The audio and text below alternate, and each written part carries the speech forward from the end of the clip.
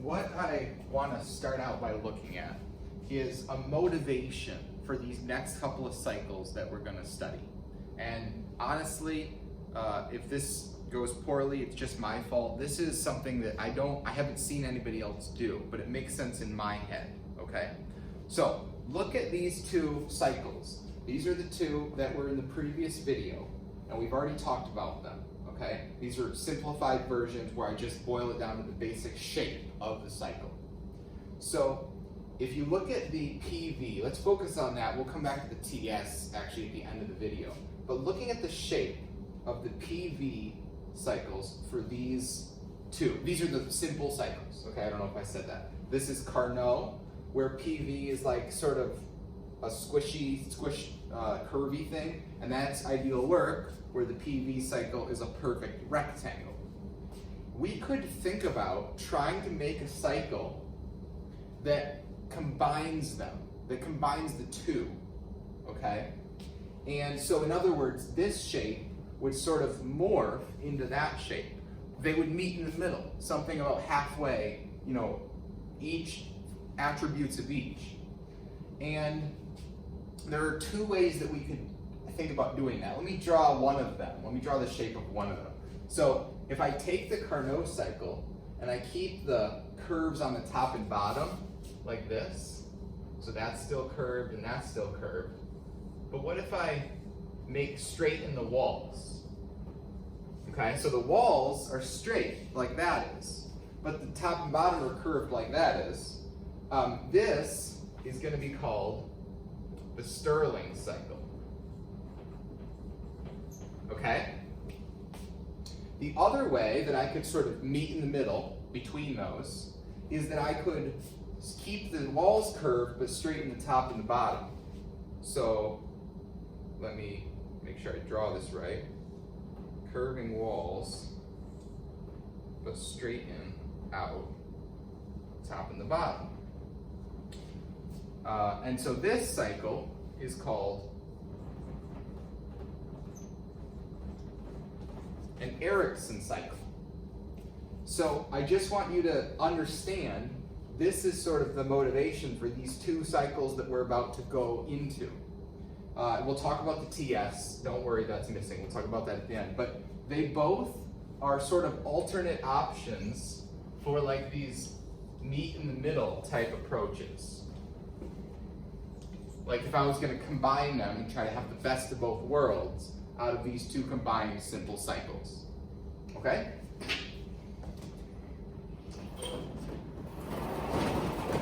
So first, and I'll erase this real quick. I just recorded the video before this and I've still got the stuff on the board.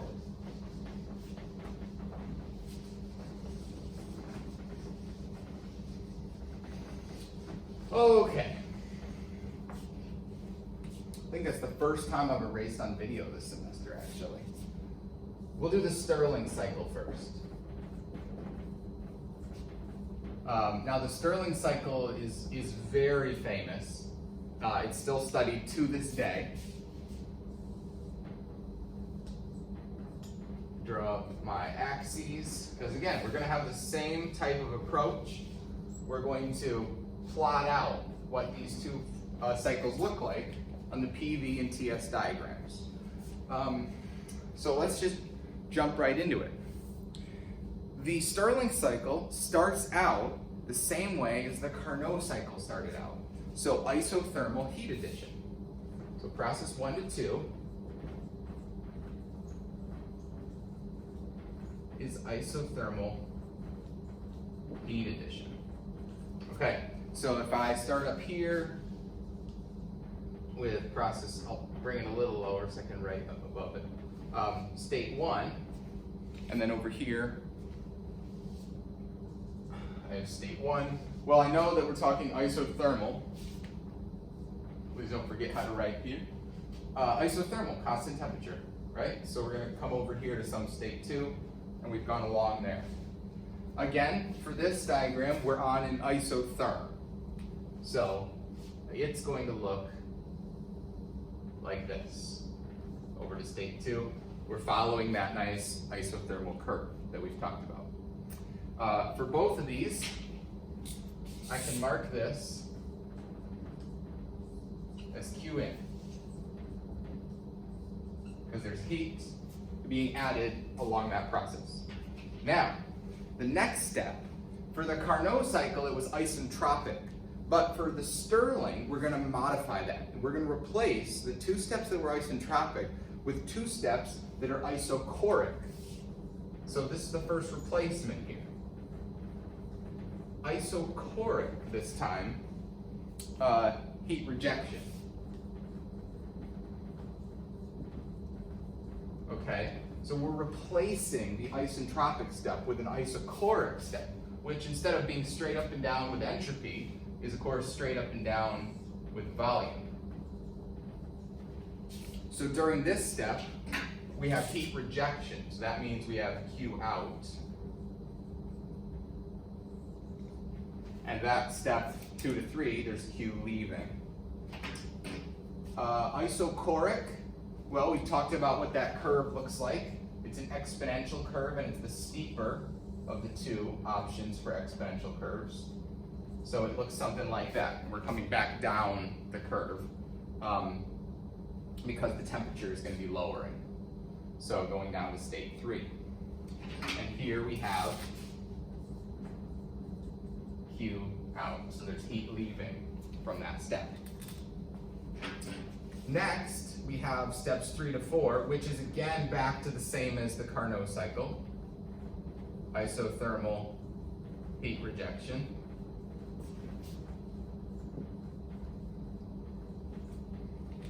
And so what that's going to be is there's some state over here, state 4. We come back up here along an isotherm. And then over here, again, isotherm. So constant. That is terrible. I attempted a straight line here. My face is straight on. Okay, something like that ought to do. And notice now that we've got both our temperatures in here. We've got a T high up here. We've got a T low down here. And both of those are still heat rejection steps. So we've got heat Q out from those. And then the final step, 4 to 1, is isochoric. This is another one where, I'm going to keep saying this, but again, notice that in the Carnot cycle, this was the isentropic step. It was this and this. Now both of them are isochoric, okay? Oh, and this is not rejection. The final step is addition. I was so focused on the isochoric part, I did not write this right. Heat is being added. So here, we go back up to state 1, and here we're going to increase temperature again, back up along that exponential curve. And I can finish off by indicating that Q, oh, no, drew my arrow the wrong way. Q in is happening here. Okay? Q in. So this cycle is another one where there's 2 processes where heat is added and 2 processes where heat goes out. That makes sense because there are no adiabatic processes here. Nothing isentropic or anything that would indicate adiabatic. So every single step, heat is either coming in or out. All right. Let's see here. Both of these processes, the Stirling and the one we're going to talk about after it, the Ericsson cycle, are both reversible, meaning that there's a reverse Stirling and there's a reverse Ericsson. Those are the heat pump / refrigerator cycles. These going this way, going clockwise, are the power cycles, okay, which means we're getting work out. Let's talk about the work for the Stirling cycle.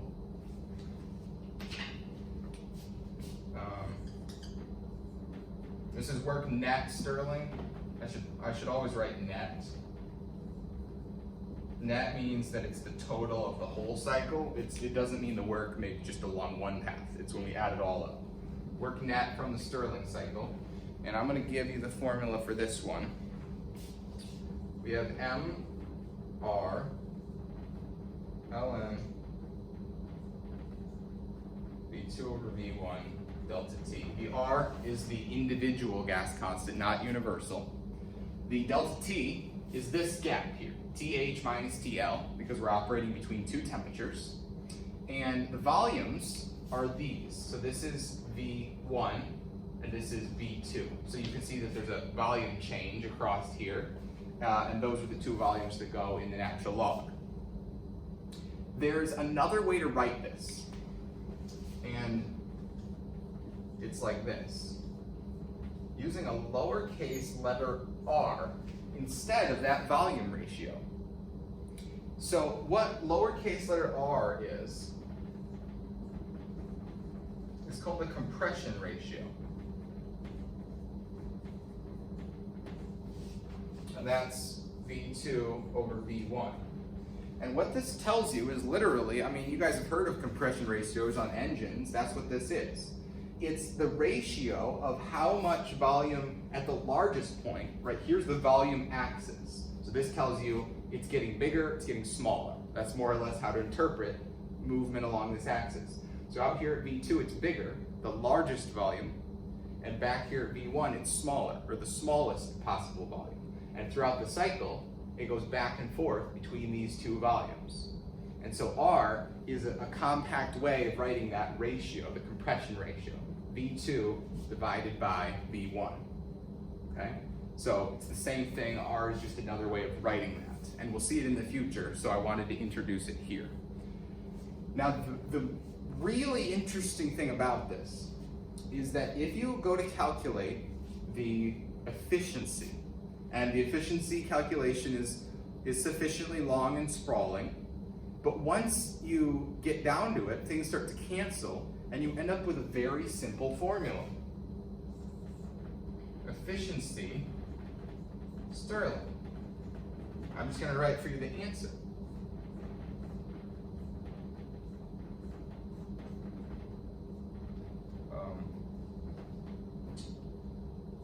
It's 1 minus T low over T high. Now, that is the same as the Carnot efficiency. So here we find what makes the Stirling cycle so famous. The Stirling cycle has, between any two operating temperatures, the same efficiency as the Carnot cycle between those two operating temperatures. The Carnot cycle is very difficult to try to build in real life. The Stirling cycle is at least easier to think about trying to build. So people tried and have tried and are trying to build these things, and we have Stirling engines. I mean, I don't want to make it sound like it hasn't been done. Well, what they're working on is trying to get the efficiency of the individual components to be improved, okay? But the theoretical efficiency for a physicist is the same as a Carnot. So the Stirling cycle is like a buildable Carnot cycle, okay?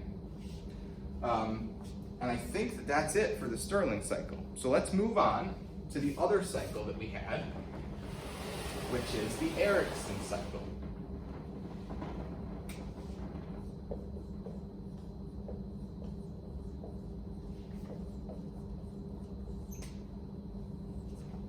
And I'll draw our graphs here.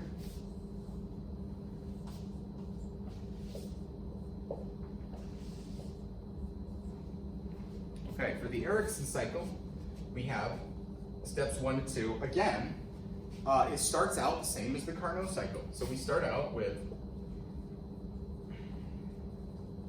isothermal heat addition.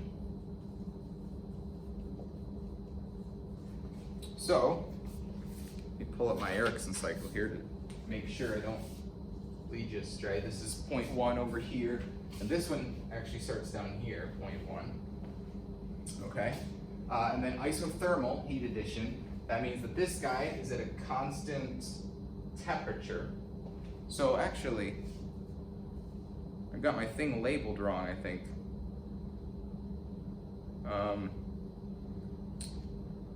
Yeah, this, I'm just debating where to put 0.1. Because the 1, 2, 3, and 4, since they go around in a cycle, sometimes you're not sure where to put them. I think what I want to be doing is putting 0.1 over here. So I'm going to leave that point for a second, put point 1 over here. So isothermal means it goes from point 1 to point 2, like that, okay?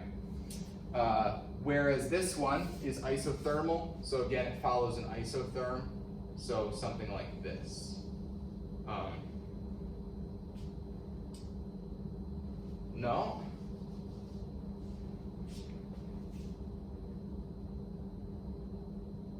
Oh, it's because I'm out of order. Okay, why don't we start this over? I changed the entire order in this list, okay? So the first one is isobaric. That's what's throwing me off. Because I was like, did I check this or not? Yes, okay. So isobaric heat addition, that means at a constant pressure.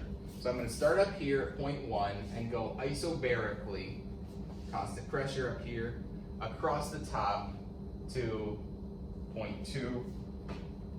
I'll make it a little less far over. So I go across here like this. With the temperature graph, I'm going to be starting here at point 1, down low where I originally had it, and going up. It's an isobar, so it goes upward to point 2 right there. All right. Next thing I'm going to do is, and I should also label this Q in. It's happening here. Q in along that path. Next one I want to do is isothermal expansion.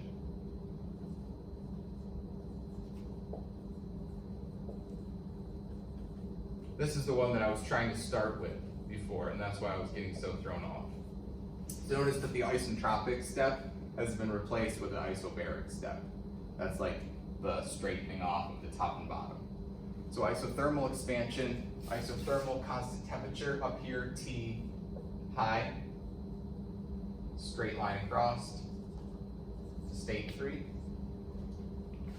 And then right here, we have expansion. So that means we're going to come down here and increase in volume, right? We're going to make this curve, which is an isotherm. Isothermal, and the volume's going up. That's why the expansion is called that way.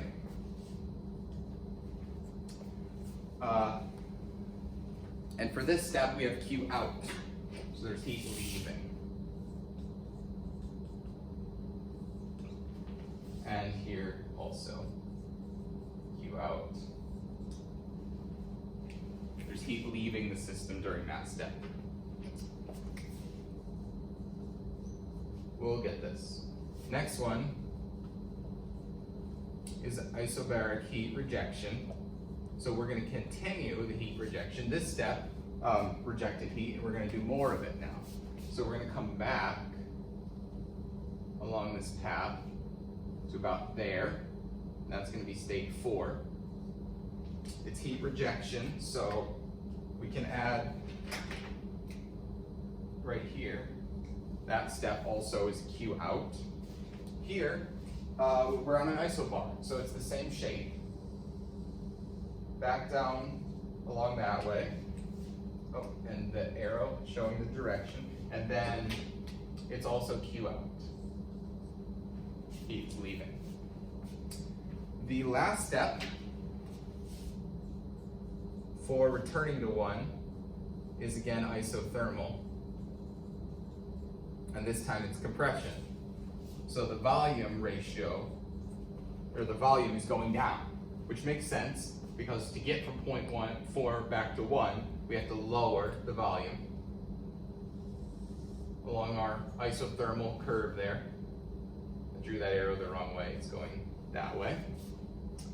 And then right here, isothermal, so constant temperature. This is happening down here at T low. And I mean for that to be a perfectly horizontal line. All right, the last thing we can do is denote that it's the top and the side. So Q is coming in on that step, and then right here, this final step is also Q in during the compression heat is coming into the system. I think that completes our diagrams. Okay, so this again is like a Carnot cycle, but it's replaced the isentropic with isobaric processes. The Stirling cycle replaced the isotropic with isochoric. So both of them, again, are like meet in the middle processes where the isentropic part that made the Carnot cycle special gets replaced with something. The difference is, what is it? Is it an isobar or an isochor? Okay.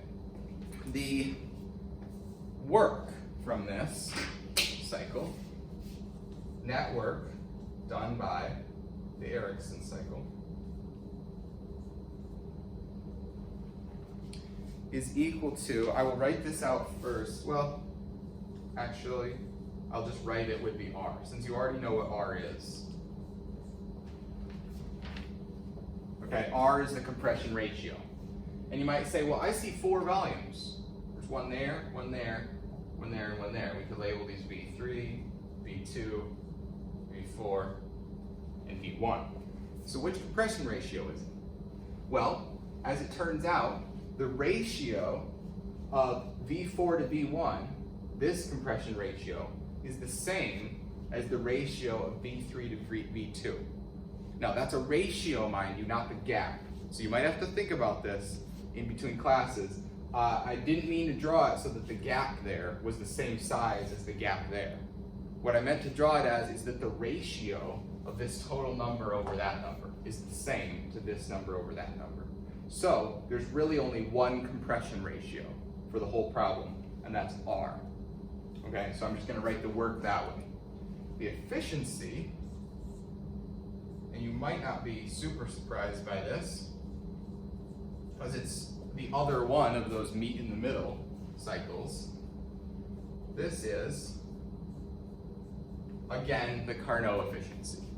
So, Stirling and Ericsson cycles are cycles that operate differently but have the same Carnot efficiency. So people try to actually build them, whereas a Carnot cycle, they don't try so much to build a straight up Carnot cycle because of problems with trying to make that one, those 2 isentropic steps. If you can replace those isentropic steps with other steps like isobars or isochors, it makes an easier to build real world machine.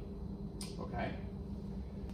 I'm going to try and splice this in here real quick. So the thing that I wanted to say was that people get confused between the Ericsson cycle and the Rankine cycle. We've looked at that. We've looked at the Brayton cycle and talked about how the Rankine is the more famous version of it in all gas.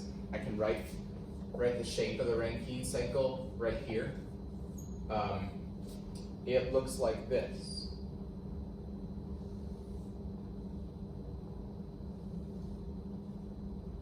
Okay, so that's the general shape of the PV, plot. So this is V, and that's P, and I'm doing it sloppy so I can be quick. And people look at that cycle, the Ericsson and the Rankine, and they think they're the same thing. And actually people, I think scientists even, that write articles about this kind of thing, get this wrong. I just read in an article last week when I was researching this, that somebody said, oh, another name for the Ericsson cycle is the Rankine cycle. That's very, very wrong. They're 2 fundamentally different cycles because we've studied them both and seen that the processes involved are different. So there's no way they can be the same cycle. The way that you can see that they're not the same cycle, even though they're the same shape, is by simply drawing in the isotherms. So for here, I'm going to put ugly green dashed lines all the way through this. But here are the isotherms, or again, the lines of constant temperature. And you'll notice that these follow the isotherms. That's where we got them from, because they correspond to this and this, totally horizontal, constant temperature lines. So these curves are along those. Here's what the isotherms look like over here.